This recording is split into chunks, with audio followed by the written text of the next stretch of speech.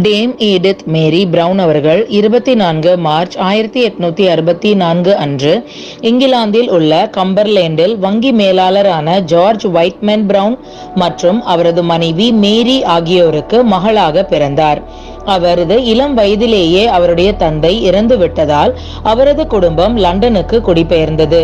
அவரது மூத்த சகோதரியின் மிஷனரியின் பணியால் கவரப்பட்ட மேரி பிரவுன் அவர்களுக்கு மிஷனரி மற்றும் மருத்துவ பணிகளின் மீதுள்ள அவரது ஆர்வத்தை மேலும் வளர்த்தது.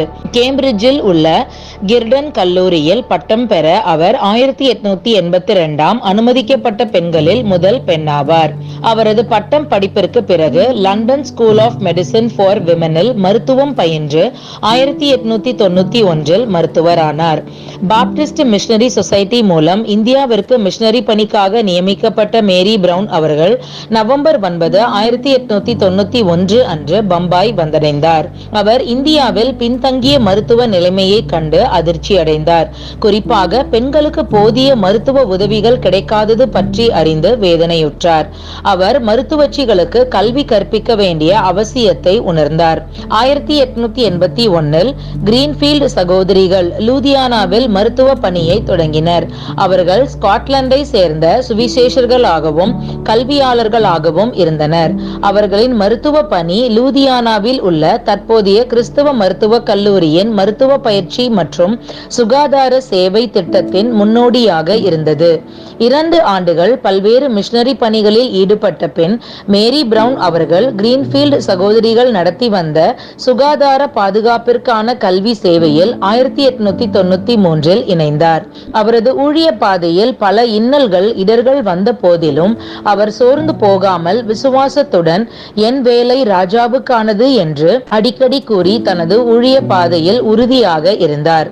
ஜனவரி 1894 இங்கிலாந்தின் பிரிஸ்டலில் உள்ள ஒரு பெண் மேரி பிரவுன் அவர்களுக்கு 50 பவுண்ட் இன்றைய மதிப்பின்படி 5085 பவுண்ட் பணத்தை நன்கொடையாக வழங்கினார். அதனை கொண்டு மேரி பிரவுன் அவர்கள் லூதியானாவில் உள்ள ஒரு பழைய பள்ளியை வாடகைக்கு எடுத்தார். 1894 ஆண்டில் டாக்டர் பிரவுன் மற்றும் அவரது சகாக்களால் கிறிஸ்தவ பெண்களுக்கான வட இந்திய மருத்துவ பள்ளி தொடங்கப்பட்டது. இந்திய குடிமக்களுக்கு, குறிப்பாக பெண்களுக்கு மருத்துவ கல்வி மற்றும் சுகாதார சேவைகளில் பயிற்சி அளிப்பதே அதன் நோக்கமாக இருந்தது. அவர் 4 மாணவிகள் மற்றும் 4 ஆசிரியர்களுடன் பெண்களுக்கான கிறிஸ்தவ மருத்துவ பயிற்சி மையத்தை the north India school of medicine for Christian women என்ற பெயரில் தொடங்கினார்.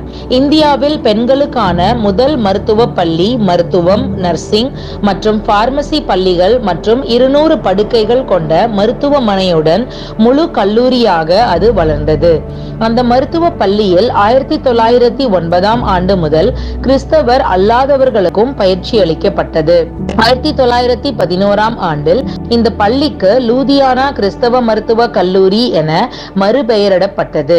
1947 பிரிட்டிஷ் இந்தியாவின் பிரிவினையின் போது இந்தியாவிற்கும் பாகிஸ்தானுக்கும் இடையில் பிளவுபட்டது. இதன் விளைவாக லூதியானாவில் ஆயிரக்கணக்கான மக்கள் படுகொலை செய்யப்பட்டனர்.